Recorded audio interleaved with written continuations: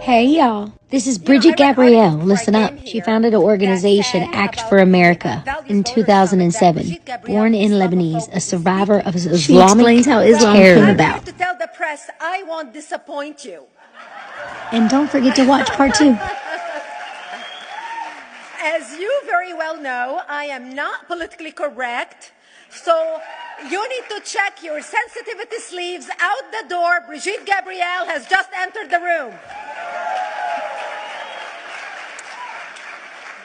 So what I'm going to do right now is I'm going to crunch 1,400 years of Islamic history in 5 minutes and make it as exciting as I can possibly make it. Because I hated history when I was a little girl. At this age, I appreciate history. And now I understand why they say those who don't learn from history are doomed to repeat it.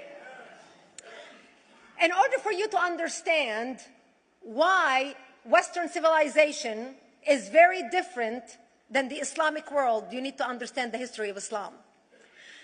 When Prophet Muhammad supposedly revealed his revelation from the angel Gabriel that he is supposed to be the last of the prophets in the early 600s, he started preaching in his own city, Mecca.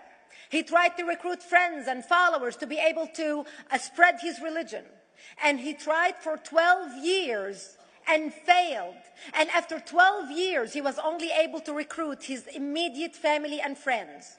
So he decided, if I go to Medina, which was the Jewish hub of Arabia, the business hub where the Jews lived, if I go there and preach my religion to them, if they accept me, that will buy me respect and stature between my own people, and they will accept me.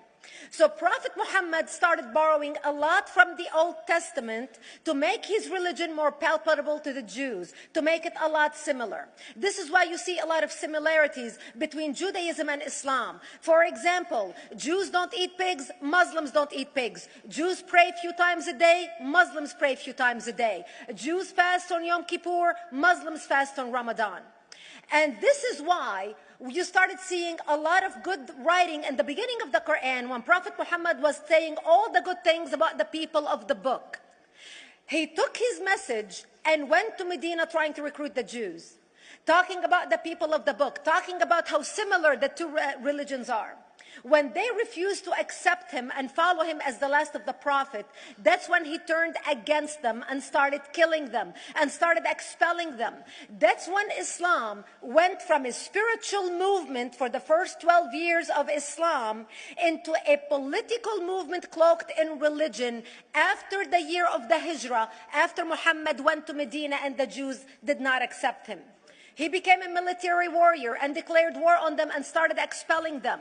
Jews and Christians became dhimmi, or second-class citizens. They were only allowed to stay alive and not be killed only by paying the jizya, or the protection tax. So they had a choice: convert to Islam, or if you want to stay alive, you have to pay the jizya or protection tax, living as dhimmi in the Islamic nation. Christians and Jews could not ring church bells. Jews could not blow the shofar. Christians could not ring church bells. They could not pray publicly. Christians and Jews could not gather together and build new churches or new temples.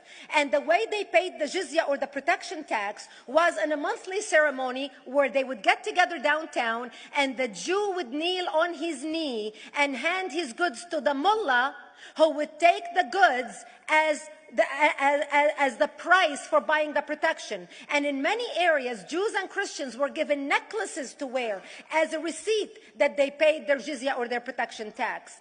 Jews considered najis under Islam. Najis is bodily fluid. Najis is garbage. Najis is dogs. Najis is dirty. So Christians and Jews were treated as second-class citizens. Islam continued to grow. As Islam grew, more people became dhimmi, or second-class citizens. Jews and Christians were given identifiable clothing. The yellow star, which was given to the Jews, that most people think is a German invention.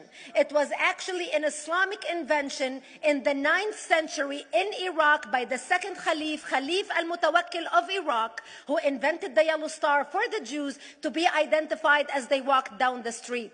Because Jews were considered najis, if a Muslim man or a Jew walked on the same side of the street, the Jew had to cross the other side so the Muslim man can walk, so he's not dirtied by the filth of the Jew.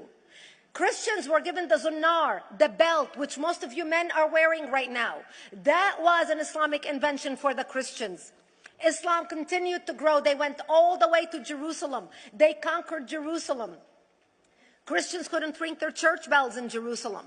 The Pope in Rome in 1090 told the Christians, how could you sit idly by and allow your brethren to suffer like this in the Holy Land? You need to go liberate the Christians. You need to go help the Christians.